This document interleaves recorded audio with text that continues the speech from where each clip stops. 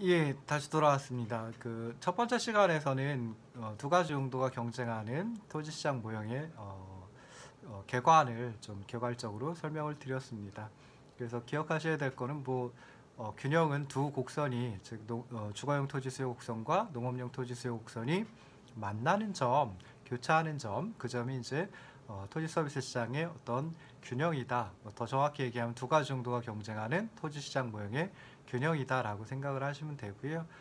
이 경우에 이제 주거용과 농업용 모두 임대료는 R 스타로 또는 R0로 같아진다라고 볼 수 있죠. 근데 두 가지 용도의 배분량, 토지 배분량, 즉 주거용 토지 배분량하고 농업용 토지 배분량하고 둘을 한꺼번에 생각을 해야 된다. 이게 이제 일반적인 수요 공급 모형하고는 좀 다른 점이다라고 생각을 하시면 좋을 듯 싶습니다. 이렇게 이제 새로운 모형은 주거용과 농업용 용도 간의 차별적인 조세 그리고 규제의 효과를 분석할 때 굉장히 유용하게 활용을 할 수가 있습니다. 첫 번째로 이제 그 모형을 활용하는 게 그 용도 간 차별적인 조세의 효과입니다. 그래서 차별적인 조세다라고 하니까 여러 가지 경우가 여러 가지 경우를 생각해 볼 수 있는데요. 다른 것보다 여기서는 그냥 하나의 용도에는 조세를 부과하고 토지세를 부과하고 다른 용도에는 토지세를 부과하지 않는 그런 경우를 가지고 생각을 해보도록 하겠습니다. 그래서 대부분의 국가에서는 농업을 보호한다는 이유로 주거용 토지 이용에 대해서만 조세를 부과하고 그리고 농업용 토지에 대해서는 부과하지 않는 비과세하는 그런 형태가 많습니다. 그래서 여기서도 이제 주거용 토지 이용에 대해서 종량세 형태로 토지세를 도입한 경우 이런 경우를 가지고 생각을 해보도록 하겠습니다. 먼저 이제 균형 분석을 해야 되는데요. 자, 주거용 토지 수요 곡선은 이제 종량세니까 단위당 세액 T1만큼 주거용 토지에 대해서 세금을 부과한다라고 생각해 볼 수 있고요. 여기서는 이제 공급 측면에 부과할 수 있는 방법이 없죠. 그걸 설명을 할 수가 없습니다. 그래서 그냥 수요 측면에 부과한다. 주거용 토지 수요 측면에 토지세를 부과한다라고 생각을 하시면 좋을 듯 싶습니다. 그러면 이제 주거용 토지세 곡선은 단위당 세액 T1만큼 하향 이동을 하게 되겠죠. 그래서 53쪽의 그림을 보시면은 이제 DU0에서 DU1으로 정확하게 단위당 세액 T1만큼 아래쪽으로 이동을 합니다. 그러니까 결국은 이제 왼쪽으로 좌측으로 이동을 한 셈이죠. 반면에 농업용 토지 수요 곡선은 농업용 토지 수요자한테 토지세를 부과하지 않았기 때문에 농업용 토지 수요 곡선은 그대로 있다라고 생각해 볼 수 있습니다. 그러면은 균형점이 애초에 과세 전에는 즉 주거용 토지에 대해 과세하기 이전에는 이제로점이 균형점이었는데요. 이제 주거용 토지에 대해서 과세를 하고 난 다음에 균형점은 이제로점이 아니라 ET점, 즉 다시 말해서 새로운 즉 과세 후에 주거용 토지 수요 곡선 DUT와 그리고 농업용 토지 수요 곡선 DA가 만나는 ET점이 새로운 균형점, 즉 과세 후에 균형점이 돼버립니다. 그러면은 이때 일단 먼저 배분량을 갖다 보시면은 주거용 토지로 배분되는 토지 배분량은 OUL0에서 OULT로 다 감소를 하죠. 그리고 농업용으로 배분되는 토지량은 OAL0에서 과세 후에는 OALT로다가 이제 증가를 하게 됩니다. 그럼 이것만 가지고 생각해 볼 수 있는 거, 토지세 부과가 경제 주체들의 행태를 변화시켰구나. 즉 다시 말해서 LT와 L0만큼은 과세 전에는 주거용 토지로 이용을 하고 있었는데 근데 과세 후에는 농업용 토지로 이용을 하게 되니까 결국은 주거용 토지 임차인, 주거용 토지 수요자들과 농업용 토지 임차인, 농업용 토지 수요자들 간의 어떤 행태가 변화했다라고 생각을 해볼 수 있습니다. 그래서 이렇게 이제 차별적인 토지세는 결국은 경제주체들의 행위 또는 행태를 변화시키기 때문에 중립적이지 못하다라고 생각을 해볼 수 있습니다. 자, 이제 임대료를 가지고 한번 생각해 볼 텐데요. 자, 주거용 같으면은 과세 전에 R0의 임대료를 지불하고 지불받고 있었습니다. 그런데 이제 과세 후에는 어떻게 되느냐? 물론 과세 후에 주거용 토지 수요자가 즉 주거용 토지 임차인이 주거용 토지 소유자, 주거용 토지 임대인에게 지불하는 임대료는 RTU-T 라고 하는 그 임대료를 지불하지만은 여기에다가 단위당 세액 T원만큼 또 정부한테 지불해야 되니까 주거용 토지 수요자가 주거용 토지 소유자에게 지불하는 임대료는 이제 과세 전에는 R0였는데 과세 후에는 RUT로 다 상승한다 라고 생각하면 좋겠습니다. 대신에 이제 농업용 토지 수요자 입장, 농업용 토지 시장, 농업 토지를 가지고 보면은 과세 전에는 R0로 임대료를 지불하고 있었는데요. 그런데 과세 후에는 RAT로다가 하락을 하게 됩니다. 그래서 이렇게 보시면은 주거용 토지 수요 측면에다가 주거용 토지 수요자에게 토지세를 부과했는데 결국은 주거용 토지 수요자가 주거용 토지 임차인이 지불하는 임대료하고 농업용 토지 수요자, 농업용 토지 임차인이 지불하는 임대료하고 서로 달라지게 되는구나 라고 하는 걸 알 수 있습니다. 그런데 주거용이든 농업용이든 토지 소유자가 즉 임대를 해주는 토지 소유자가 받는 임대료는 결국은 RUT-T나 아니면 RAT 즉 주거용 토지 소유자가 지불받는 임대료 RUT-T 그리고 농업용 토지 소유자가 지불받는 임대료 RAT 똑같죠. 그래서 과세 전보다 더 낮아지는구나 라고 생각을 해볼 수 있습니다. 그래서 이제 효율성 측면에서 살펴볼 텐데요. 토지세 도입 이전에 자원 배분이 효율적이었다. 토지라고 하는 토지 서비스라고 하는 희소한 자원이 효율적으로 배분되고 있었다라고 한다라고 하면 그때는 토지세 주거용 토지 수요 측면에 토지세를 부과했는데 이 토지세는 아까도 말씀드렸듯이 비중립적이고요. 중립적이지 못하고요.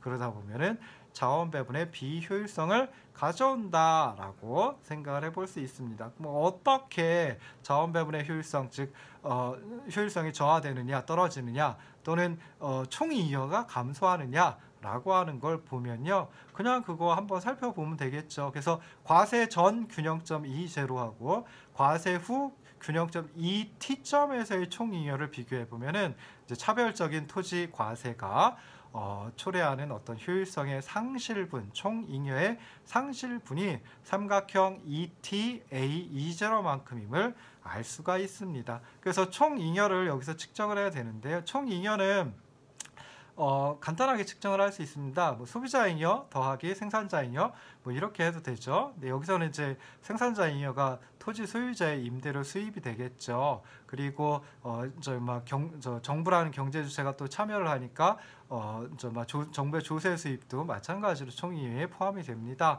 근데 그걸 간단하게 그 세 가지를 갖다가 구하고 더해서 합해서 찾아내는 것 말고요. 간단하게 찾아볼 수 있는 거 어떻게 하면 되냐면은 각 용도의 원점에서 배분되는 토지량까지, 각 용도의 원점에서 각 용도에 배분되는 토지량까지 수요곡선 아래의 면적 두 개가 나오겠죠. 그 둘을 합친 게 바로 총잉여이다 라고 생각을 해보시면 좋을 듯 싶습니다. 그래서 왜 그러느냐라고 물어보시면은 이 경우 같으면은 공급곡선이 어떻게 주어지느냐, 토지 배분량 각 용도의 토지 배분량 수준에서 수직선의 형태로 주어진다라고 생각을 하시면 되거든요. 그러니까 과세전 같으면은 L0에서의 수직선으로 공급곡선이 주어지고, 그다음에 과세 후에는 LT에서의 수직선으로 공급곡선이 주어진다라고 생각하시고, 그리고 나서 소비자잉여, 생산자잉여, 생산자잉여는 이제 임대료 수입이 되겠죠. 토지 소유자의 임대료 수입이 되겠죠. 그리고 정부의 조세 수입까지 합치면 되는데요. 근데 그렇게 하는 것보다 그냥 간단하게 수요곡선 아래에 있는 면적을 합치면 더 좋습니다. 근데 여기 수요곡선 아래에 있는 면적을 갖다 합치려고 하다 보니까 지금 제가 그림에 표현을 해 놓질 않았는데 53쪽에 그림 보시면은 DU0가 쭉 가가지고 왼쪽의 종축, 왼쪽의 세로축과 만나는 점을 F점이라고 한번 표시해 봅시다.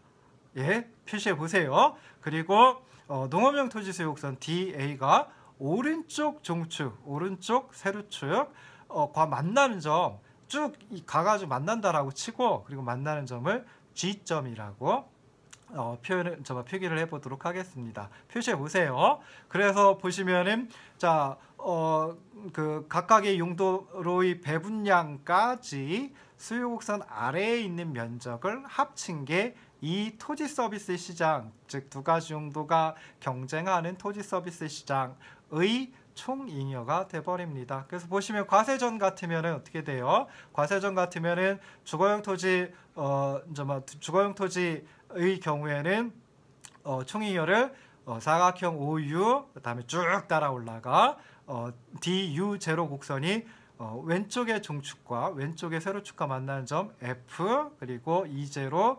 L0까지가 주거용 토지의 주거용 토지 시장의 총잉여이다라고 생각해 볼 수 있습니다. 다시 정리하면 사각형 OU, F, E0, L0만큼이 주거용 토지 시장의 총잉여이다라고 생각해 볼 수 있고요. 그 다음에 농업용 토지 시장의 총잉여, 과세전 총잉여 또 찾아보면은 사각형 L0, E0, 그 다음에 쭉 그 농업용 토지 수요 곡선 쫓아가가지고 오른쪽 종축과 만나는 오른쪽 세로축과 만나는 점 아까 G점이라고 했습니다. G 그리고 OA 다시 정리하면 사각형 LT 죄송합니다. 사각형 L0, E0, G 그리고 OA 이 사각형이 바로 농업용 토지 시장의 총잉여이다라고 생각해 볼 수 있어요. 그러면 이 전체 토지 서비스 시장의 총잉여는 사각형 OUF, E0, L0 더하기 사각형 L0, E0, G, OA만큼이다 라고 생각을 하시면 돼요. 이게 뭐라고요? 과세 전의 토지 서비스 시장의 총잉여이다 라고 생각하시면 되겠습니다. 그럼 과세 후에는 어떻게 될까? 마찬가지로 이제 생각을 해보면 되겠죠. 그래서 과세 후에 토지 배분량 주거용으로는 OULT만큼 그 다음에 농업용으로는 OALT만큼 배분이 이루어집니다. 그래서 거기까지 수요곡선 아래에 있는 면적들을 합치면 이제 토지 서비스 시장 전체의 총잉여가 되죠. 그래서 주거용 토지 시장의 과세 후 총잉여를 갖다 보시면 사각형 OU 쭉 따라 올라가 F, A, LT만큼이 됩니다. 다시 정리하면 사각형 OU, F, A, LT 만큼이 과세 후에 주거용 시장에서의 총잉여이다라고 생각하시면 되고요. 자, 그 다음에 과세 후에 농업용 토지 시장에서의 총잉여 마찬가지로 구하시면 되죠. 그래서 사각형 LT, 그 다음에 ET, 그리고 쭉 따라 올라가 오른쪽 종축과 만나는 오른쪽 세로축과 만나는 점 G, 그리고 OA 여기까지가 과세 후에 농업용 토지 시장의 총잉여이다 라고 생각하시면 되겠습니다. 다시 정리하면 농업용 토지 시장의 과세 후 총잉여는 사각형 LT, ET, 그리고 G, OA만큼이다. 그러면 이 둘, 즉 과세 전 총잉여 하고 과세 후 총잉여하고 비교해 보시면요.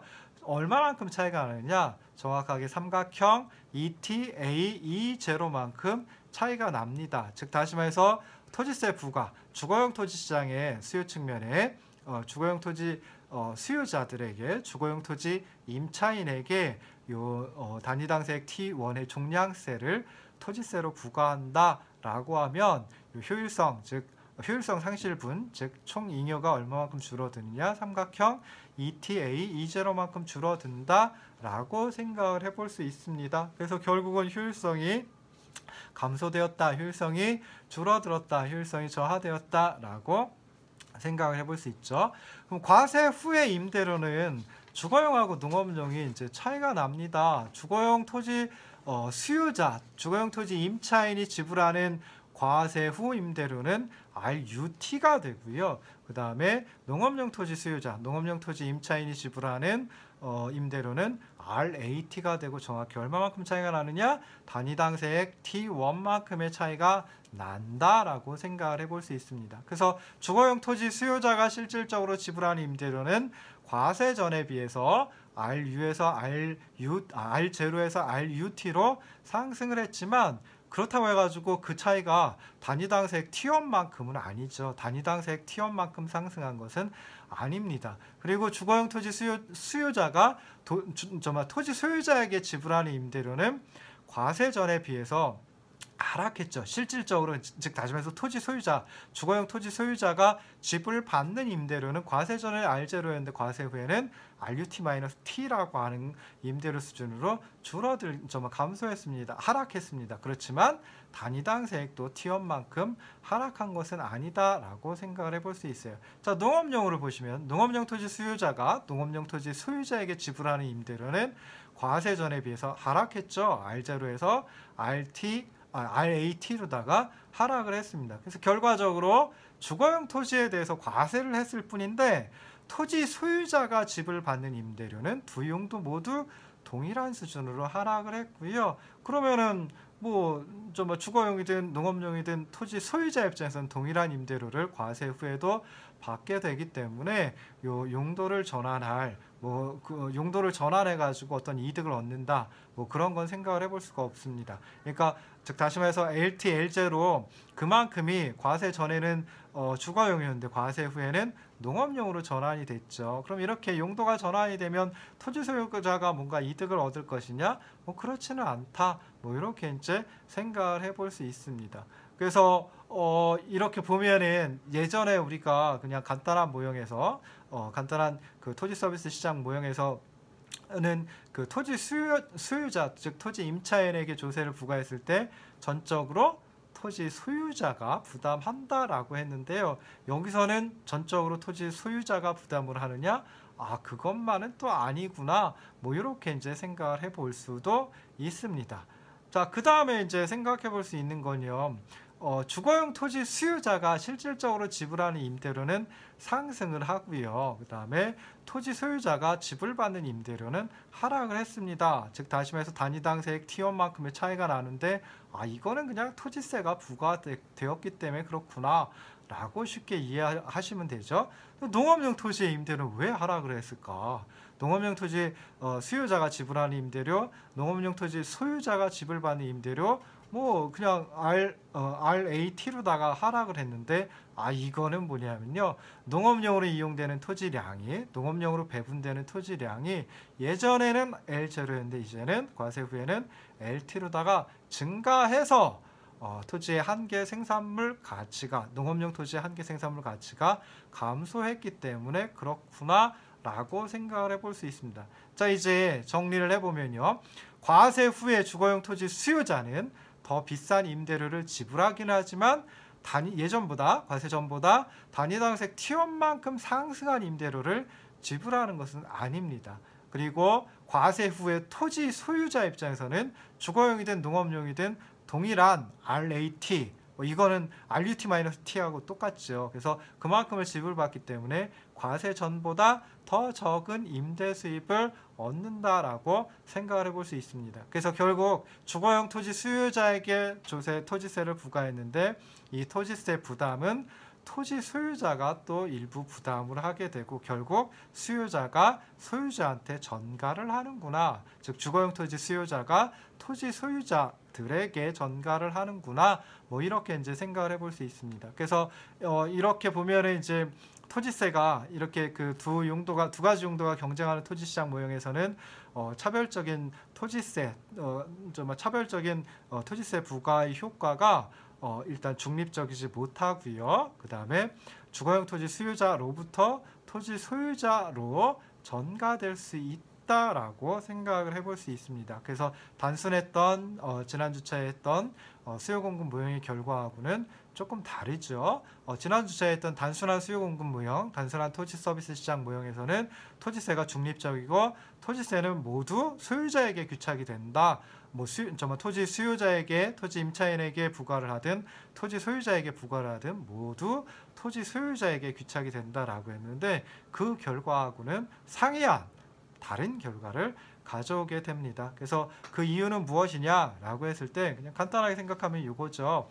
특정 유형의 토지에만 토지세를 부과했기 때문에 즉 차별적으로 토지세를 부과했기 때문에 중립적이지 못하다. 그리고 전가가 이루어진다. 또는 토지 소유자가 전적으로 토지세 부담을 하는 것은 아니다라고 하는 이런 결과를 끄집어낼 수가 있습니다. 그래서 토지 전체 공급량, 토지 서비스 시장의 전체 공급량이 고정되어 있다라고 하더라도 이렇게 토지세를 부과하면 개별 용도의 토지 공급이 증가가 될 수도 있고 감소가 될 수도 있기 때문에 토지세는 전가가 이루어지고요. 차별적인 토지세의 효과는 전가가 이루어지고 중립적이지 못하다라고 하는 결과를 찾아낼 수가 있습니다. 그래서 이게 이제 그 두 가지 용도가 경쟁하는 토지시장 모형, 에서 이제 막 차별적인 조세, 차별적인 토지세 효과를 갖다가 이제 설명을 해봤습니다. 물론 뭐 이제 거꾸로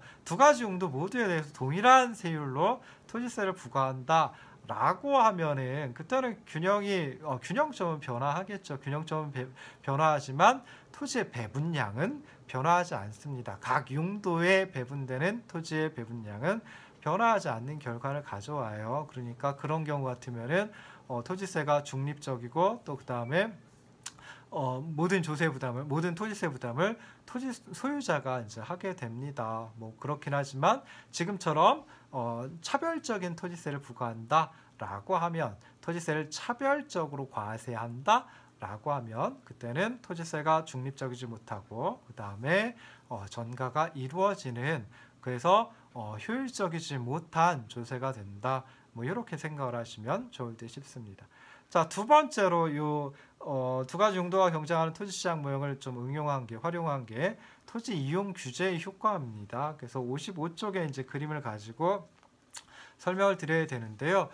규제는 토지 규제는 굉장히 다양한 유형으로 구분을 해볼 수가 있습니다. 근데 여기서 이제 수량을 직접적으로, 그러니까 배분량을 직접적으로 규제하는 경우의 효과를 한번 살펴보도록 하겠습니다. 그래서 대부분의 국가에서는 그 식량 안보 또는 전통적인 농업을 보존하고자 하는 그런 목적으로다가 시장 균형에서 배분되는 수량 이상의 농지를, 즉 농업용 토지를 보존하는 규제를 도입하는 경우가 많이 있습니다. 우리나라에도 이제 절대 농지라든지 해가지고 이런 규제를 도입해가지고 이제 시행을 하고 있습니다. 그래서 55쪽 그림을 보시면요, 시장 균형에서 배분되는 토지량은 L0이다라고 할 수 있는데요. 이 L0, 즉 다시 말해서 농업용 토지에 배분되는 양 5A L0만큼인데 이 농업용 토지 배분량 5A L0가 조금 적다. 라고 생각해가지고 그것보다 더 많은, 그래서 L0보다 왼쪽에 있는 L' 수준에서 주거용 및 농업용 토지가 배분되도록 규제하는 경우를 예를 들어 설명을 하도록 하겠습니다. 그래서 규제가 없는 경우에는 두 용도의 임대료 R0로 동일하죠. 그리고 주거용에는 5UL0, 그리고 농업용에는 5AL0만큼의 토지가 배분이 됩니다. 그러니까 이런 규제 전에는 균형점이 2제로점이다 라고 생각해 볼 수 있는데요. 균형점 2제로점도 이 토지 서비스 시장이 개설되고 나서 막바로 요 2제로점으로 가느냐, 그건 잘 모르겠습니다. 시간이 걸려서 궁극적으로는 요 2점으로 다 이제 2점이라는 균형점으로 이제 그 균형점에 도달을 하게 되는데요. 근데 그 중간에는 그 시장에서 어떤 임대료라고 하는 가격 변수가 역할을 하는 거죠. 즉 다시 말해서 시장 기능이 발휘돼 가지고 결국 2점이라고 하는 균형점에 도달을 하게 되는데, 규제를 한다라고 하면 더 이상 시장 기능이 작동되지 못하는 경우가 돼버립니다. 그래서 시장 기능이 작동될 수 없기 때문에 각 용도의 임대료가 달라질 수밖에 없습니다. 그래서 규제하에서 보면은 주거용 그 L' 가지고 규제를 하기 때문에 주거용에는 5UL'만큼, 그리고 농업용에는 5AL'만큼의 토지가 배분이 되고요. 그리고 임대료는 이제 차이가 나게 됩니다. 그래서 임대료를 보시면은 L' 수준에서 쭉 따라 올라가 주거용 토지 수요 곡선 DU 곡선상에 있는 점 보시면 B점이 되고요. 그 B점의 높이가 이제 RU1이라고 하는 이제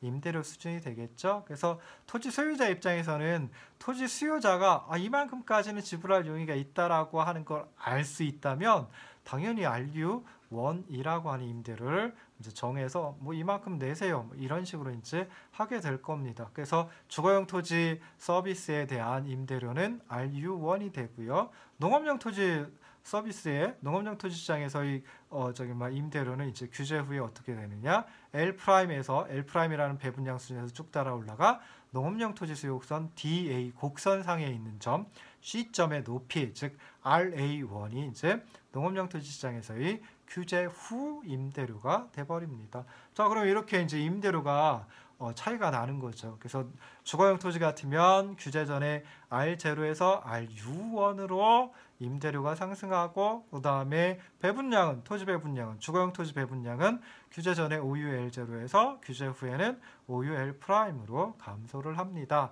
자, 그리고 농업용 토지의 경우에는, 자, 규제 전에는 임대료가 R0였는데 이제 규제 후에는 RA1으로 하락을 하고요. 그리고 농업용 토지 배분량은 규제 전에 OAL0에서 규제 후에는 OAL 프라임으로 증가를 한다. 뭐 이렇게 이제 생각을 해볼 수 있습니다.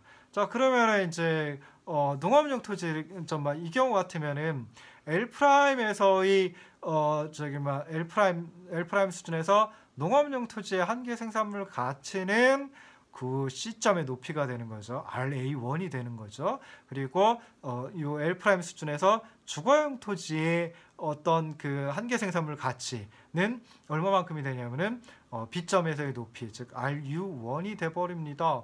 그러면은 토지 소유자 입장에서는 또는 사회 전체적인 입장에서 보면은 L 프라임에서 오히려 농업용 토지 배분량을 좀 한 단위 줄이고 그리고 이제 주거용 토지 배분량을 한 단위 증가시킨다라고 하면은 그게 오히려 사회적인 이득이 될 수도 있거든요. 근데 여기서는 그렇게 할 수가 없지요. 왜 그러냐면 규제 때문에 그렇습니다. 그래서 규제로 딱 못을 박아놨기 때문에 토지 배분량 그리고 토지의 이용 이런 게 이제 효율적이지 못하게 되고요. 그럼 규제 때문에 발생하는 효율성의 저하, 효율성의 상실, 규제의 비효율성은 얼마만큼이냐? 마찬가지로 이제 총잉여 가지고 계산을 해내면 됩니다. 그래서 총잉여를 뭐 소비자잉여, 생산자잉여 합을 가지고 이제 구해낼 수도 있고요. 그리고 이제 아까 좀 전에 했듯이 수용소 아래에 있는 면적 가지고 면적들의 합계 가지고 뭐 구할 수도 있습니다. 그 합계 가지고 구하려고 한다라고 하면은 이제 뭐가 필요하냐면은 또 마찬가지로 주거용 토지 수요 곡선이 왼쪽으로 쭉 올라가죠. 왼쪽으로 가면서 높아지게 되는데요. 그게 왼쪽에 있는 종축 RU 프라임이라고 하는 그 종축과 만나는 점을 마찬가지로 F점이라고 해봅시다. 그리고 농업용 토지 수요 곡선 DA 곡선이 오른쪽으로 쭉 가면서 올라가게 되는데요. 높아지게 되는데요. 그게 오른쪽에 있는 종축, 오른쪽의 세로축 RA축하고 만나는 점을 G점이라고 이제 한번 해보자고요. 자, 그러면 이제 규제 전의 총잉여, 규제 후의 총잉여 마찬가지로 구해낼 수 있습니다. 규제 전의 총잉여는 수용소 아래에 있는 면적 가지고 계산하면 되는데요. 토지의 배분량이 규제 전에는 L0였습니다. 주거용 토지의 OUL0 그리고 농업용 토지의 OAL0만큼 배분이 이루어졌었거든요.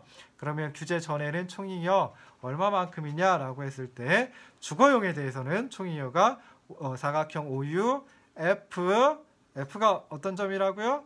DU 곡선, 즉 주거용 토지 수용 곡선 왼쪽으로 쭉 따라 올라가가지고 왼쪽에 있는 종축과 만나는 점 F점이라고 표시하세요. 그래서 그 사각형 OUF 그리고 EL0이고요. 농업용 토지 시장에서의 규제 전 총잉여는 사각형 L0, E 그리고 농업용 토지 수요 곡선 쭉 따라가가지고 오른쪽으로 쭉 따라가가지고 오른쪽 종축, 오른쪽 세로축, RA축하고 만나는 점 G점으로 표시하세요. 그래서 그 G 그리고 OA 즉 사각형 L02 GOA만큼이 농업용 토지에서 얻게 되는 총잉여이다라고 생각해 볼 수 있습니다. 그거 합치면은 사각형 OU FEL0 더하기 사각형 L02 GOA만큼이 규제 전의 총잉여가 되겠습니다.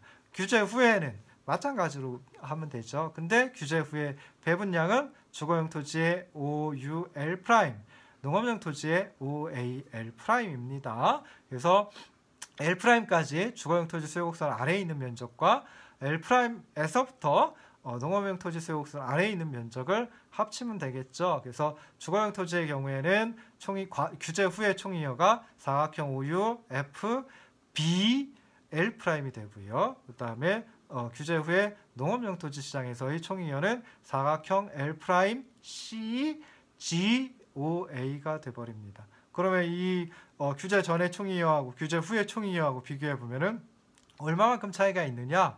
삼각형 CBE만큼 차이가 난다. 그래서 이거 예전에 할 때 뭐라고 얘기를 했어요? 뭐 자중손실이라고 표현을 하기도 했고, 그다음에 이제 뭐 초과부담이라고 표현을 하기도 하고 그랬죠. 그러니까 이것도 어떻게 보면 규제의 초과부담이다. 뭐 규제의 자중손실이다. 그리고 얘가 삼각형 모양이죠. 그래서 그걸 발견한 학자 이름 따가지고 하버거의 삼각형 모양입니다. 그래서 이제 비효율성 크기를 갖다 찾을 때는 삼각형 모양만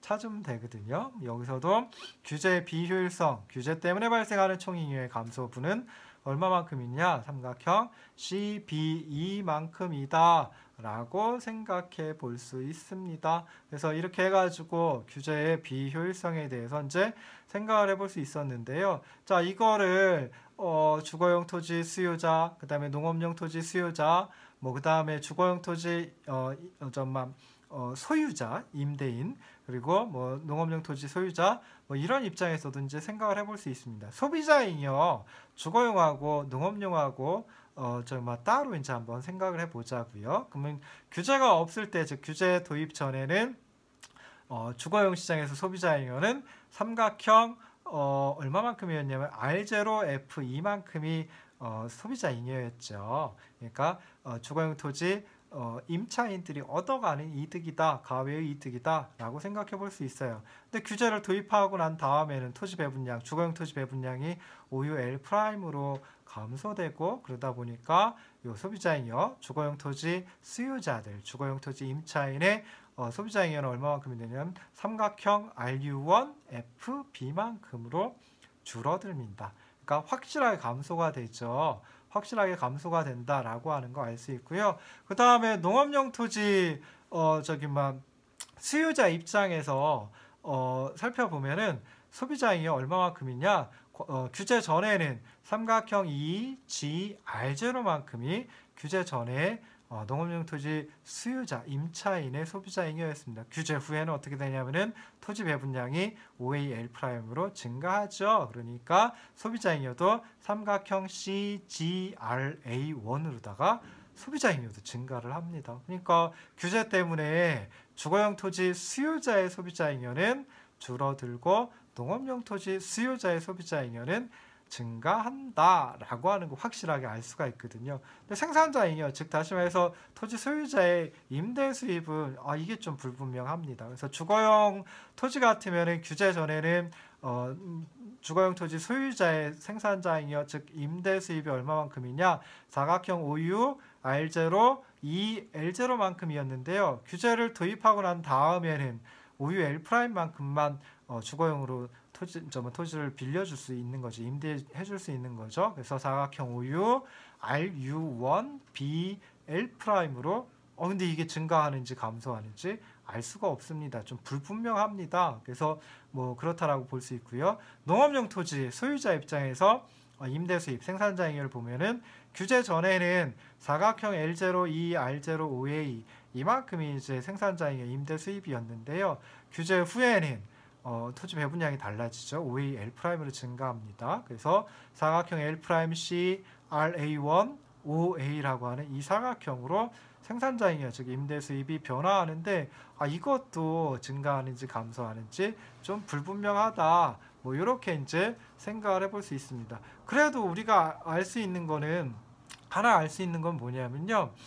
주거용 토지 소유자 중에 일부는 임대료가 상승을 한다라고 하는, 임대료가 상승을 하기 때문에 그 혜택을 봅니다.